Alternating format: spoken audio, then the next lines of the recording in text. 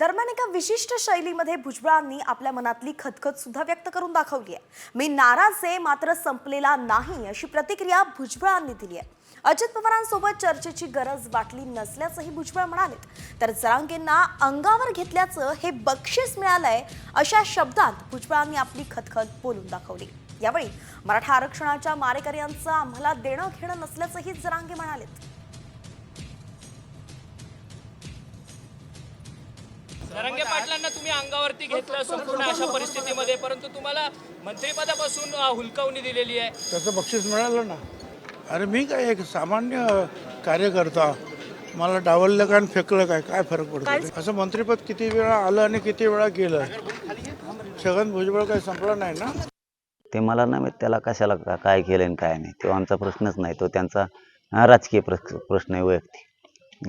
त्याच्याबद्दलचं आपल्याला काय माहिती नाही आणि त्याला का दिलं हे माहीत नाही आणि त्याशी आम्हाला काही देणं घेणं पण नाही। मराठा आरक्षणाचा मारे करायचं आम्हाला काय देणं घेणं नाही। गोरगरिबांना ओबीसींना सुद्धा त्यांनी काय कधी काही खाऊ दिलेलं नाही, परंतु ते आता मला काय म्हणायचं की त्यात पडायचंच नाही आम्हाला।